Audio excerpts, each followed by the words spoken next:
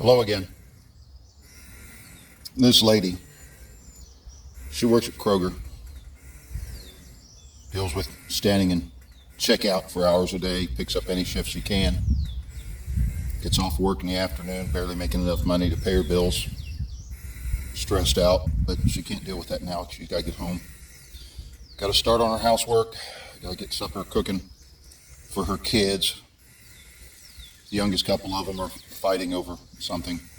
Her 13-year-old daughter's upset and wanting to argue because she doesn't understand why her friends can date the boys in the neighborhood and she can't.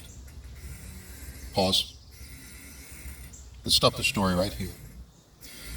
Not too long ago, I'm talking to a friend of mine, and we're talking about different theological things.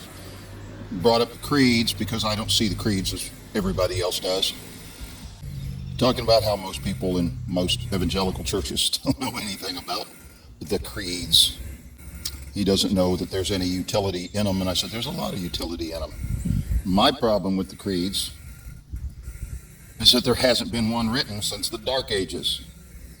Hasn't the church grown up at all in that much time? But what do the creeds matter to this lady?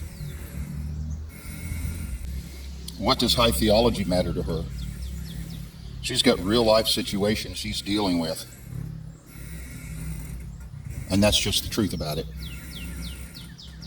My friend's asking me why I haven't written a book to tell people that I believe the creeds should have continued to be written and that they are. Each creed is basically a mark of where the church has grown to at that point. And people need to hear this.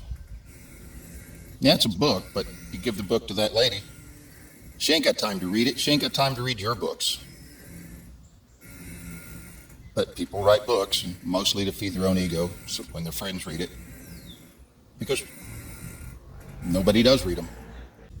People watch YouTube, people watch movies, they listen to podcasts, they do stuff like that.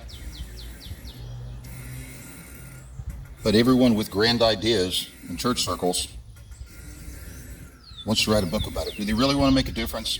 You got to bring it home to where this girl lives. How does she apply the Word of God to her cooking supper for her kids, to the problem she's having with her 13-year-old daughter? How does she apply it to that? That's theonomy. And that's where we ought to be talking about it. All our things need to be brought home to real life, and if we can't do that, then we're pretty superfluous in everything we're talking about, as important as we think we are. It's where the rubber meets the road, folks.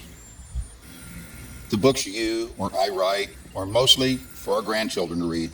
Sit in somebody's library should they happen to take it out at some point and read it. But if you want to make a difference, you got to change the way you're approaching it and find a way to get into real people's everyday lives. We will rise.